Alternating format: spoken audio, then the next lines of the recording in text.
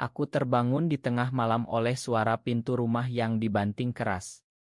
Maya, pacarku selama 2 tahun terakhir, berdiri di ambang pintu dengan wajah pucat pasi, memegang selembar kertas yang kusembunyikan di laci meja kerjaku. Kamu bohong padaku, Rina. Ini surat dari keluargamu yang bilang kamu harus menikah dengan pria pilihan mereka, teriaknya, suaranya memecah keheningan malam di apartemen kecil kami di Jakarta. Aku duduk tegak di tempat tidur, jantungku berdegup kencang, menyadari bahwa rahasia yang kusimpan rapat-rapat kini terkuak, dan hubungan kami yang sudah rapuh karena tekanan masyarakat Indonesia yang konservatif ini mungkin akan hancur lebur. Maya melempar surat itu ke lantai, matanya berkaca-kaca. Kami bertemu di kampus Universitas Indonesia 3 tahun lalu, saat aku masih berjuang dengan identitas diriku sebagai seorang lesbian di tengah keluarga tradisional Jawa yang mengharapkan aku menikah dan punya anak. Maya, dengan latar belakang keluarga liberal dari Bandung, selalu menjadi pelindungku, tapi sekarang dia melihatku sebagai pengkhianat. Kenapa kamu nggak bilang dari awal? Kamu pikir aku bisa terus hidup dalam ketakutan seperti ini? Tanyanya, suaranya bergetar. Aku mencoba menjelaskan, tapi kata-kata tercekat di tenggorokan. Keluargaku di Yogyakarta telah mengatur perjodohan dengan seorang pria dari keluarga sahabat ayah, dan surat itu adalah ultimatum, kembali atau diputus hubungan. Pagi harinya aku berusaha memperbaiki situasi. Kami duduk di meja makan, kopi hitam di tangan, tapi udara terasa berat. Maya menggelengkan kepala saat aku bilang aku akan menolak perjodohan itu. Rina, ini bukan cuma soal kita. Masyarakat di sini masih memandang kita sebagai penyimpangan. Kalau keluargamu tahu apa yang akan terjadi, kamu bisa diusir, kehilangan pekerjaan. Dia benar. Aku bekerja sebagai jurnalis di sebuah media online di Jakarta, dan rumor tentang orientasi seksual bisa menghancurkan karirku. Tapi Maya yang bekerja sebagai aktivis hak asasi manusia, selalu lebih berani. Dia pernah ikut demo untuk hak di Monas, meski risiko ditangkap tinggi. Konflik mulai memuncak saat ibuku menelepon siang itu. Rina, kamu harus pulang akhir pekan ini. Kami sudah siapkan pertemuan dengan Andi, katanya tegas. Aku menjawab setengah hati, tapi Maya mendengar semuanya dari seberang ruangan. Kamu nggak bisa terus menghindar, Rina. Pilih aku atau keluargamu, ujarnya setelah aku menutup telepon. Aku merasa terjepit. Di satu sisi, keluargaku adalah segalanya, ayah yang sakit-sakitan, ibu yang bekerja keras, dan adik-adik yang bergantung padaku. Di sisi lain, Maya adalah cinta pertamaku yang membuatku merasa utuh. Malam itu, kami bertengkar hebat. Maya pergi meninggalkanku sendirian dan aku menangis hingga pagi, mempertanyakan apakah aku pantas bahagia di negara yang masih memandang cinta sejenis sebagai dosa. Beberapa hari kemudian, aku memutuskan untuk pulang ke Yogyakarta. Kereta api membawaku melewati pemandangan sawah dan gunung, tapi pikiranku penuh gejolak. Di rumah, suasana tegang. Ibu menyambutku dengan pelukan, tapi matanya penuh harap. Kamu harus pikirkan masa depanmu, nak.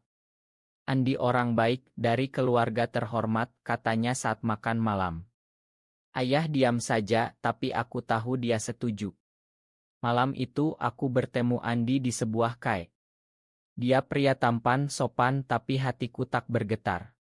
Saat dia bicara tentang rencana pernikahan, aku membayangkan Maya, dan air mata hampir jatuh. Ma, aku nggak bisa, gumamku dalam hati, tapi aku tak berani bilang. Kembali ke Jakarta, aku menemukan apartemen kosong. Maya meninggalkan catatan, aku butuh waktu. Jangan hubungi aku. Hatiku hancur. Aku menelepon teman-temanku, tapi tak ada yang tahu. Di kantor, rekan kerjaku, seorang gay yang menyembunyikan identitasnya, menasihatiku, di Indonesia ini, kita harus pintar main aman. Jangan biarkan emosi menguasai. Tapi aku tak bisa.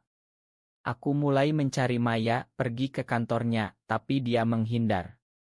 Konflik innerku semakin dalam, apakah aku egois karena ingin mempertahankan cinta ini, atau bodoh karena takut kehilangan keluarga. Akhir pekan berikutnya, aku mendapat undangan dari keluarga untuk acara keluarga besar. Di sana aku dipaksa berpura-pura bahagia dengan Andi. Tapi saat malam, aku menelepon Maya secara diam-diam, "Aku rindu kamu," kataku. Dia diam lama lalu bilang, "Aku juga, tapi ini terlalu berat." Percakapan itu berakhir dengan air mata. Aku sadar, pilihan yang kumiliki akan menyakiti seseorang. Apakah aku siap membayar harganya?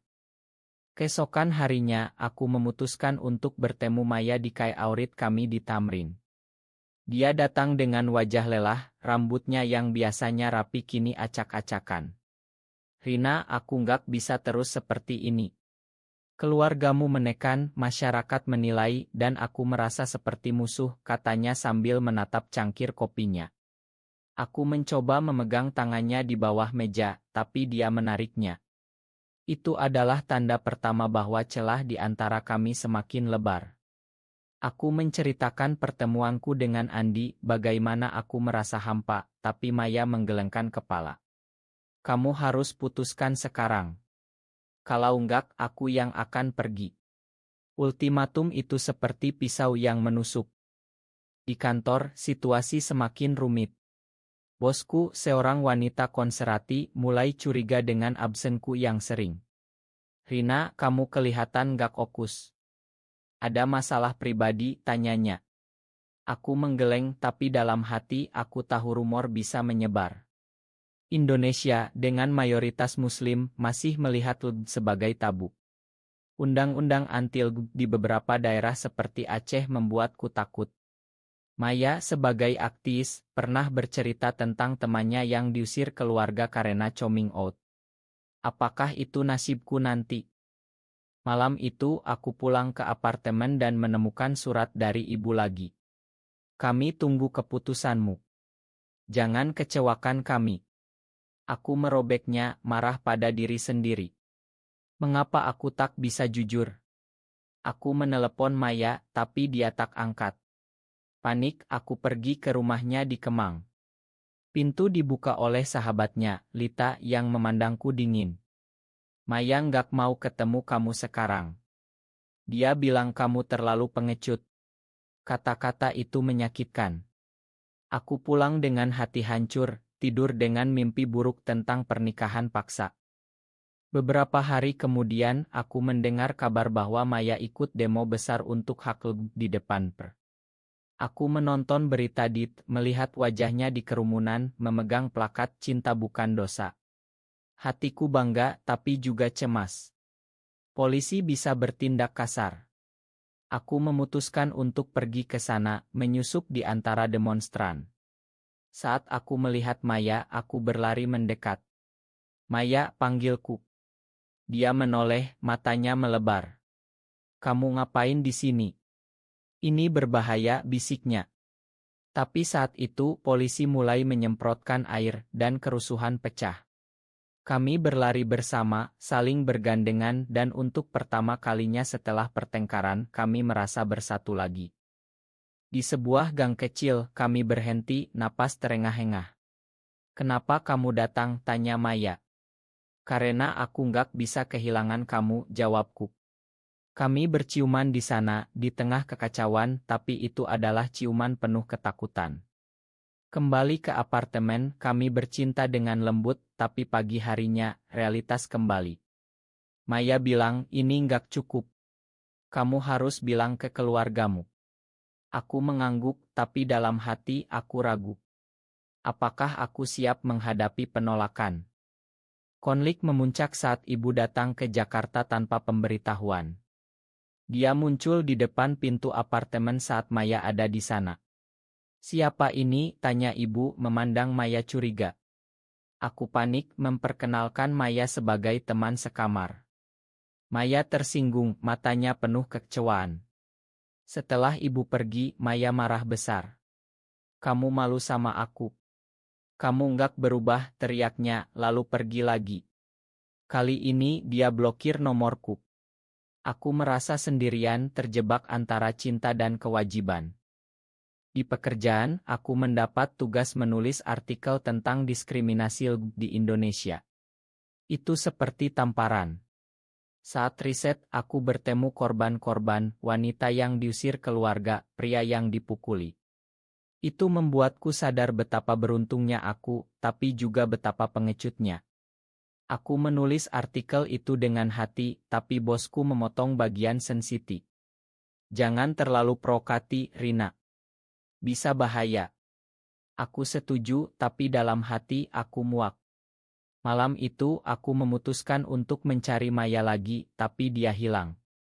Teman-temannya bilang dia pergi ke Bali untuk istirahat. Apakah ini akhir?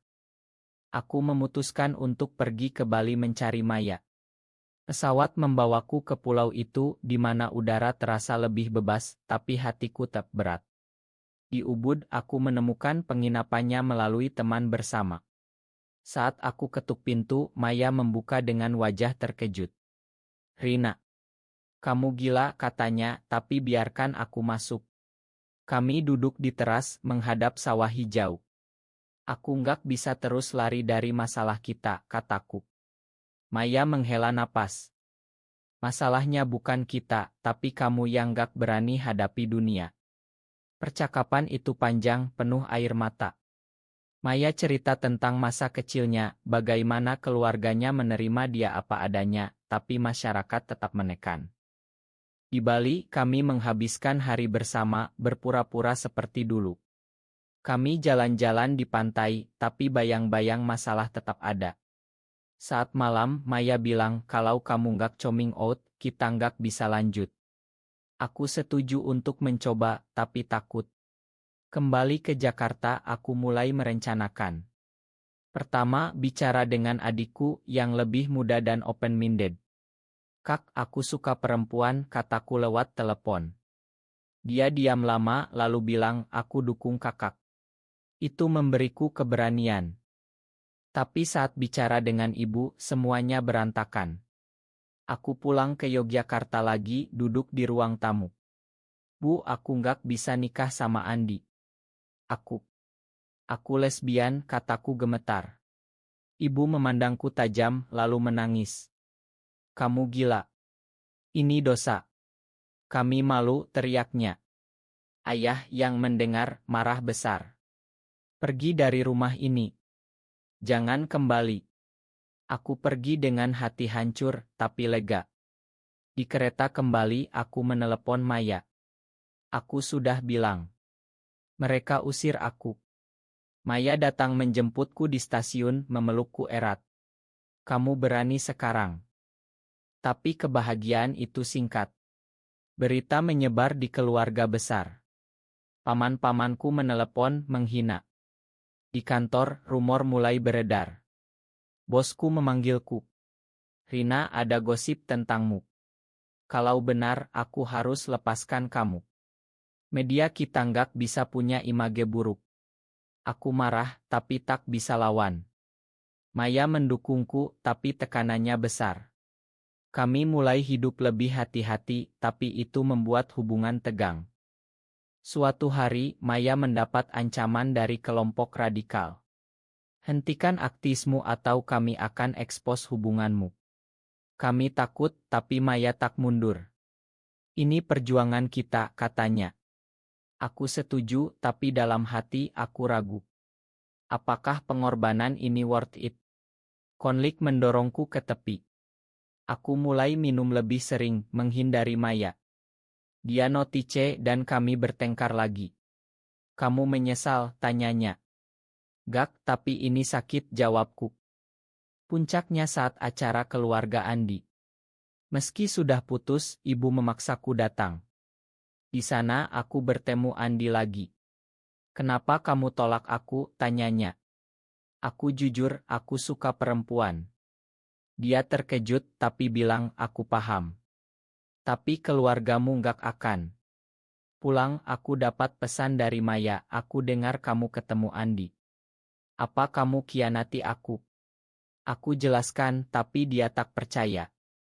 Kepercayaan rusak. Malam itu aku sendirian lagi mempertanyakan segalanya. Apakah cinta ini layak semua pengorbanan? Masyarakat Indonesia yang masih homofobik membuatku lelah. Tapi Maya adalah segalanya. Aku harus perbaiki. Aku mencari Maya di kantornya. Dia sedang rapat dengan tim aktis. Saat selesai, aku tarik dia ke samping. Ma, aku nggak khianati kamu. Aku cuma dipaksa ibu. Maya memandangku lama lalu mengangguk. Aku percaya, tapi kita harus lebih kuat. Kami sepakat untuk hadapi bersama. Tapi tantangan baru muncul. Adikku menelepon, Kak, ayah sakit parah. Dia minta kamu pulang. Aku ragu, tapi pergi. Di rumah sakit Yogyakarta, ayah terbaring lemah. Makan ayah, nak. Ayah salah, katanya lemah. Ibu di sampingnya menangis. Kami terima kamu apa adanya. Itu adalah momen odd or taught, tapi aku tahu itu karena ayah sekarat. Kembali ke Jakarta, aku cerita ke Maya. Mereka berubah, tanyanya. Mungkin, jawabku. Tapi realitas berbeda. Saat ayah sembuh, ibu bilang, kami terima, tapi jangan ekspos. Tetap rahasia. Itu setengah hati, tapi aku terima. Maya kecewa. Mereka nggak benar-benar terima. Konflik kembali. Kami mulai jarang bertemu, sibuk dengan pekerjaan. Aku kehilangan job karena rumor harus relance. Maya semakin aktif ikut konferensi internasional. Suatu hari, Maya dapat tawaran kerja di luar negeri. Aku bisa pergi ke Belanda, di sana lebih bebas. Hatiku hancur. Kamu tinggalkan aku, tanyaku. Gak, ikut aku. Tapi aku tak bisa, keluarga butuh aku. Pilihan sulit lagi. Kami bertengkar hebat. Kamu selalu pilih keluarga, teriak Maya. Karena mereka darah dagingku, balasku. Maya pergi dan kali ini sepertinya permanen. Aku jatuh ke depresi. Teman-temanku coba hibur, tapi sia-sia. Di tengah itu aku dapat berita Maya kecelakaan saat demo. Hatiku berhenti. Aku terbang ke rumah sakit. Maya terbaring luka-luka. Rina, bisiknya. Aku menangis, memegang tangannya. Jangan tinggalkan aku. Dia sembuh lambat dan di sana kami rekonsiliasi. Aku nggak pergi ke Belanda. Kita hadapi di sini, katanya. Tapi masyarakat tak berubah. Kami dapat ancaman lagi. Kali ini oto kami beredar online. Keluargaku panik. Ibu menelepon, hentikan ini. Kamu hancurkan nama keluarga. Aku marah, ini hidupku. Aku putus hubungan sementara. Maya dan aku pindah ke apartemen baru, lebih rahasia. Tapi tekanan membuat kami sering bertengkar. Apakah ini harga yang harus dibayar? Puncak drama saat Maya bertemu mantannya, seorang wanita straight yang sekarang mendukung. Aku cemburu, curiga. Kamu selingkuh, tanyaku. Maya marah, kamu nggak percaya aku. Pertengkaran itu membuat kami pisah ranjang. Aku sadar, trauma masa lalu membuatku insecure. Kami butuh waktu. Setelah berminggu-minggu tegang, aku memutuskan untuk bicara jujur. Kami duduk di Taman Senayan, matahari terbenam. Maya, aku takut kehilangan kamu karena semua ini. Dia memegang tanganku. Aku juga. Tapi kita harus lawan bersama. Kami sepakat untuk ikut komunitas rahasia di Jakarta. Di sana, kami bertemu orang-orang seperti kami berbagi cerita. Itu memberi kekuatan. Aku mulai menulis buku tentang pengalaman kami, anonim tentu. Maya kembali aktif, tapi lebih hati-hati. Keluargaku mulai melunak.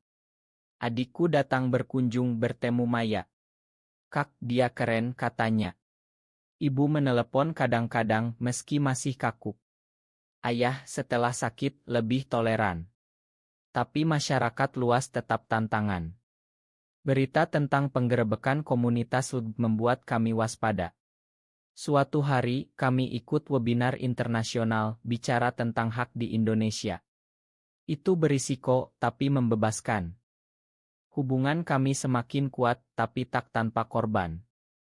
Aku kehilangan beberapa teman, Maya kehilangan dukungan dari kelompok tertentu. Tapi kami belajar bahwa cinta butuh pengorbanan. Di akhir tahun, kami rayakan ulang tahun bersama, sederhana. Terima kasih udah bertahan, kata Maya. Aku tersenyum, tapi tahu perjuangan belum selesai. Kini, setelah semua badai, aku bertanya pada diri sendiri, apakah benar bahwa cinta sejenis di Indonesia harus selalu dibayar dengan pengorbanan besar, atau salah jika kita menyerah pada tekanan masyarakat?